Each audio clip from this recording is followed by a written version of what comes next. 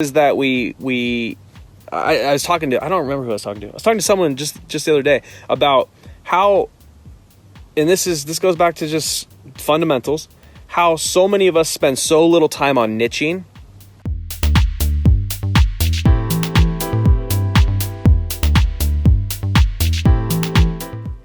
And so much time on all the other crap. I saw a question today from a guy that's been in JK for probably 4 years who asks the same questions every week, which is fine.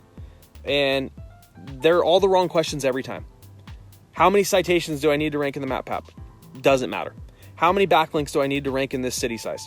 Doesn't matter. How many words of content do I need in order to rank for this keyword?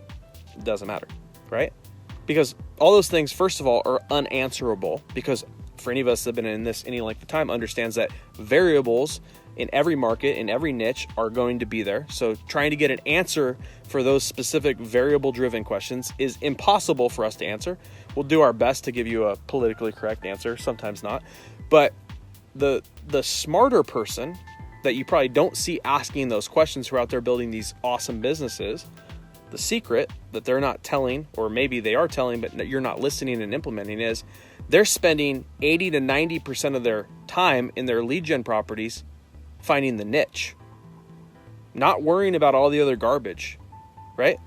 The harder you the harder you look and the more time you spend on niching is going to save you so much more time in the future for ranking. I'll say that one more time. The more time you spend on niching up front is going to save you 10, 20x the time on ranking. Okay? When you're able to identify, and there is literally thousands of niches out there, we all know this. When you're able to identify a marketplace, a city, a zip code, in a niche that people aren't paying attention to, we call this low-hanging fruit, right? And you're able to go into that niche, and you're talking about industries and people and businesses that literally are not paying attention, and you're able to go in there and within a matter of weeks have a top position.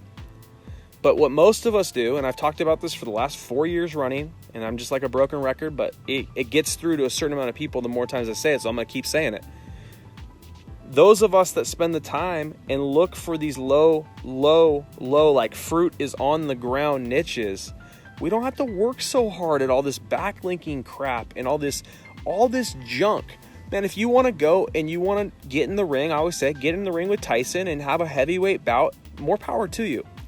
I personally don't want to get a black eye, a bloody nose, go 12, 15 rounds with Tyson, and maybe scratch out a win, right?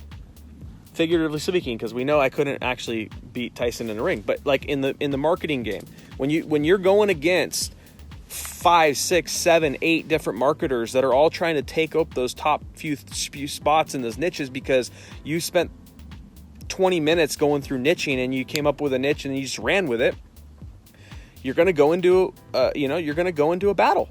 And the battle generally takes time. We call those rounds, or I call those rounds. Like a 15-round fight might be 9 months that you're battling it out to take a top spot. When in all reality, you can go into these fights with third graders. That's why I always talk about knocking out third graders. You can go into these fights with third graders and you can win so easily. And then all these different questions that, I got to learn so much about this. No, you just need to be present. Half the time in those low-hanging fruit niches that you get into, it's just a matter of being present. Get your content done, get your site up, get your listing verified, get your citations done, throw a couple backlinks at it, and you're golden. And you're not in this big knockdown, drag it out battle. But that takes time, energy, effort. It takes knowing your marketplace. It takes research.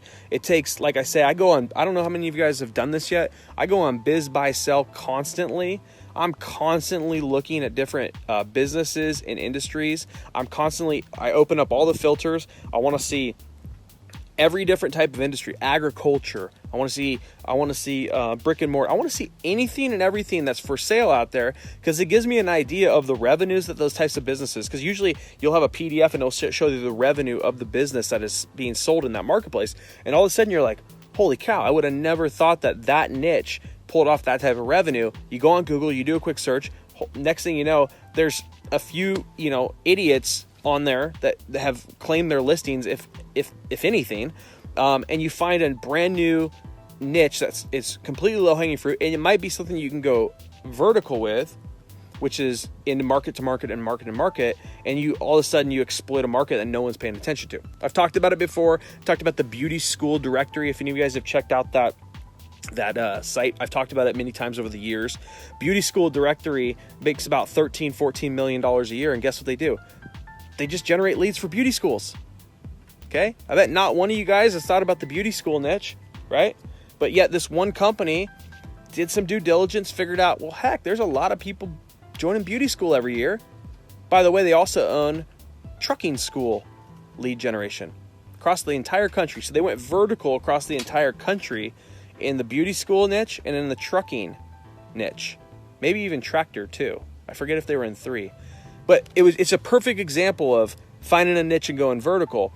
Again, you stay in pest control, you stay in HVAC, locksmiths, lawyers, dentists, attorneys.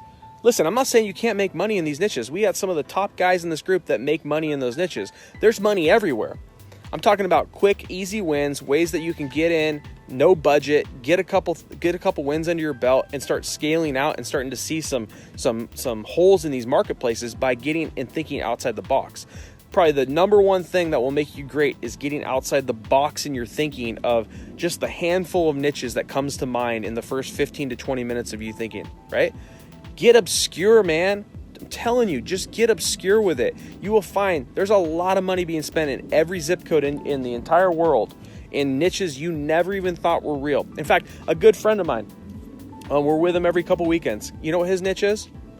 He paints glass eyes. That's a different niche, huh?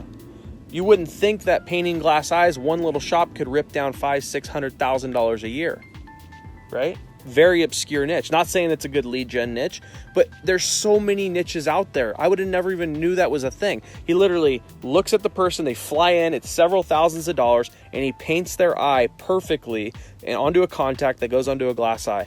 So you just never know the different industries and niches are out there that you can get into. But we got to think outside the box. We got to get bigger than just this, pest control, HVAC, locksmith, roofer, electrician, plumber, all the stuff I can rattle off the top of my head, and so can you. We got to get past that stuff, guys. Let's move past that. Let's grow in this business, okay? What else we got here?